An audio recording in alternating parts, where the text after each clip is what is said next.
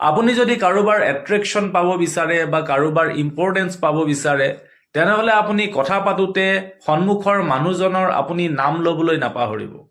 যেতিয়া আপুনি কথা পাতোতে কথাৰ মাজে মাজে সন্মুখৰ মানুহজনৰ নামটো উচ্চাৰণ কৰে তেতিয়া সেই মানুহজনে স্পেচিয়েল অনুভৱ কৰে আৰু আপোনাৰ কথাখিনি গুৰুত্ব সহকাৰে শুনে।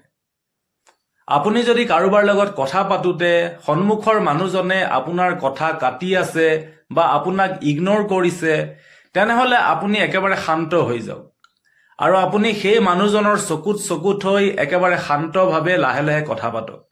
তেতিয়া সন্মুখৰ মানুহজনে বহুত লাজ অনুভৱ কৰিব আৰু আপোনাৰ কথাখিনি শান্তিৰে শুনিব।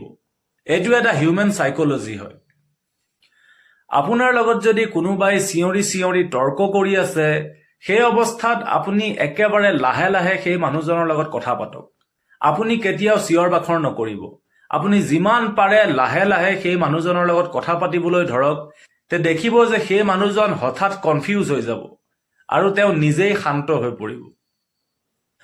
আপুনি বাৰু জানেনে যে আপুনি কোনোবা এজন মানুহক যিমানেই বেছি ইগনোৰ কৰিব সেই মানুহজনে সিমানেই বেছি আপোনাৰ কথা ভাবিবলৈ ধৰিব। ই এটা ব্ৰেইনৰ স্মাৰ্ট সাইকোলজিকেল ট্ৰিক হয়।